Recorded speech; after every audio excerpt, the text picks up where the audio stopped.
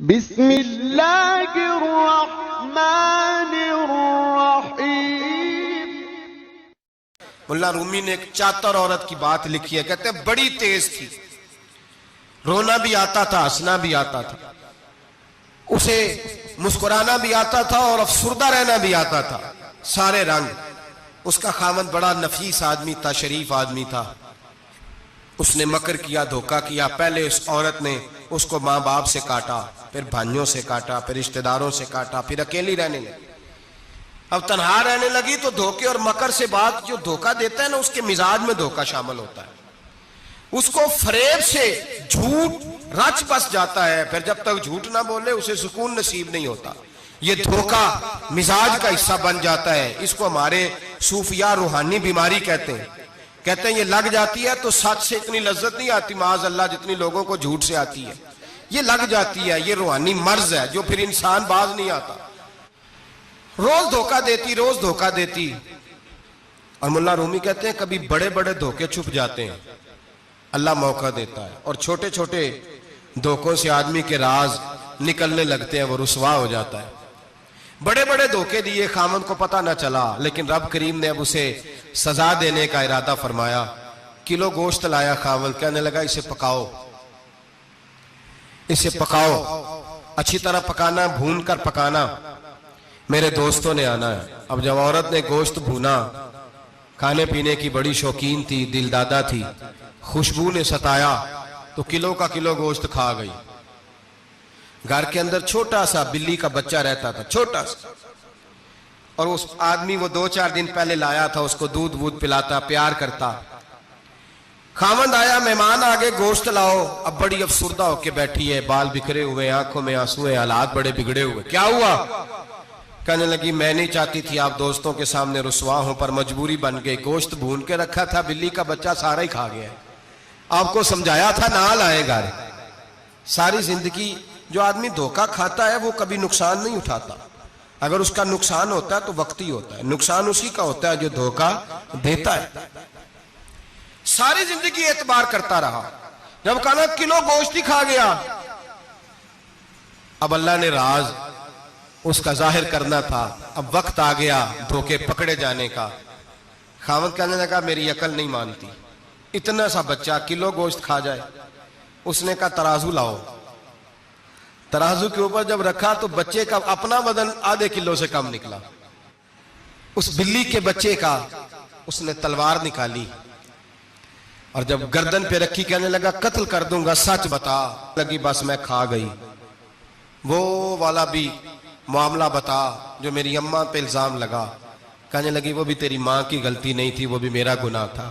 وہ جو تو نے میری بھابھی کے بارے میں جملہ کہا وہ بھی اس کی غلطی نہیں تھی، میں نے الزام لگایا۔ اب حالات کھٹنے لگے۔ وہ عورت جو کل تک دنیا کو بتاتی تھی کہ مجھ سے زیادہ تیز کوئی نہیں، دیکھ لو میں کس انداز میں راج کر رہی ہوں۔ مولانا رومی کہتے ہیں 3 درے برسے، 3 درے، اور وہ درے کیا تھے؟ طلاق، طلاق اور طلاق۔ یہ 3 درے برسے، نہ گھر والی رہی، نہ شوہر والی رہی، نہ راج والی رہی۔ باہر نکلی، درویش کے پاس گئی، کہنے لگی حضور یہ سزا کیوں ملی؟ آپ فرمانے لگے جو دھوکہ دینے والا ہوتا ہے وہ زندگی میں رسوا ہوتا ہے، وہ آخرت میں عذاب کا شکار ہوتا ہے، اس کی زندگی اس کے لیے بوجھ بنتی ہے۔ بہت زیادہ مال سرانے رکھ کے سوتا ہے پر سکون اسے نصیب نہیں ہوتا۔ نیند اس کے حصے میں، دھوکہ نہ دیں، فریب نہ کریں۔ ہمارے ہاں تو سرکاری ملازموں کا یہ حال ہے کہ 9 دفعہ نانی فوت ہوتی ہے، 11 دفعہ دادے کا جنازہ ہوتا ہے، اور کئی 100 دفعہ حالات بگڑتے ہیں۔ چھوٹی چھوٹی باتوں پہ لوگ دھوکہ دیتے ہیں، چھوٹی چھوٹی باتیں، یہاں تک حالات ہیں۔ ہماری عدالتوں کا اللہ حافظ ہے، اب وہاں کیس جاتے ہیں خلا کے، خلا کا کیس گیا، خاوند کے خلاف بی بی نے مقدمہ کر دیا۔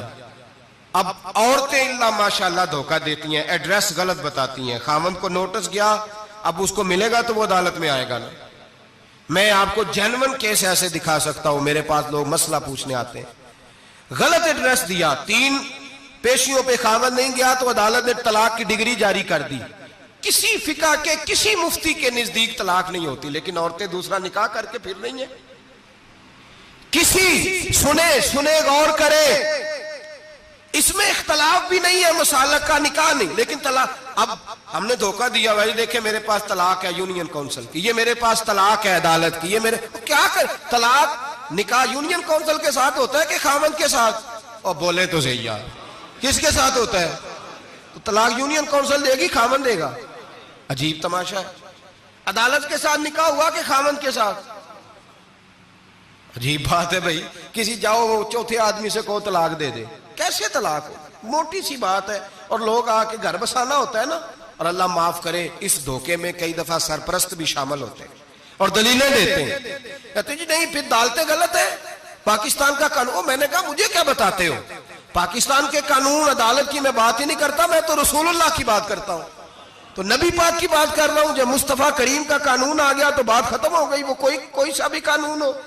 دھوکہ اتنا عام ہے، فریب اتنا عام ہے، جھوٹ اتنا عام ہے، دجل اتنا عام ہے، لوگ ہر بات میں دھوکہ، دینداری میں دھوکہ، نکاح اور طلاق میں دھوکہ، ہر جگہ لوگ دھوکے کے ساتھ جینا چاہتے ہیں، فریب اور فراڈ کا لائسنس۔ اگر آپ ناراض نہ ہو جائیں، جس وکیل نے کیس پکڑا ہوتا ہے اسے پتا ہوتا ہے کہ جو آدمی میرے پاس لے کے آیا جھوٹا ہے کہ سچا ہے، پتا ہوتا ہے کہ نہیں؟ چلو ہونے کا مطلب یہ نہیں کہ تسی وکیلاں دے دوالے ہو جائے، لیکن یہ بتائیں اسے خبر ہوتی ہے کہ نہیں تو انہیں کوئی نہیں پتا اس گل کا، پتا ہوتا ہے نا، تو پھر کیوں اس کا کیس لے کے عدالت میں جاتا ہے؟ پتا ہے نا سارا۔ جو گاہک ساتھ گئے ہوئے، اور ہمارے معاشرے میں تو مرد ہونے کی علامت ہے، مرد ہونے کی، چودھری ہونے کی علامت ہے کہ یار اگر کوئی غلطی کر کے آیا تو اس کی سپورٹ کرنی ہے، یہ مرد ہونے کی علامت ہے، یہ مرد ہونے کی علامت ہے۔ مرد وہ ہوتے ہیں جو سپورٹ کرتے ہیں دوستوں کے گناہوں میں، وہ مرد ہوتے ہیں۔ شرم آنی چاہیے، نظر جھک جانی چاہیے یہ بات کرتے ہوئے۔ میں یاروں کا یار ہوں، یار اگر گناہ میں الجھ جائیں گے تو میں سپورٹ کروں گا؟ چے مانا دارد۔ میرے نبی پاک صلی اللہ علیہ وسلم نے فرمایا اپنے بھائی کی مدد کر، چاہے وہ ظالم ہو یا مظلوم ہو۔ تو صحابہ نے کہا حضور ظالم کی مدد کیسے کریں؟ فرمایا اسے ظلم سے روک دو، یہ تمہاری مدد ہوگی اس کے حق میں، اسے منع کرو ظلم سے۔ کیا تو یہ مرد ہونے کی علامت ہے کہ میرا بھائی آ گیا تو جیسے کہے گا میں نے ویسے کرنا ہے، اس کا ہاتھ پکڑ اسے منع کر، یہ تیری مردانگی کی علامت۔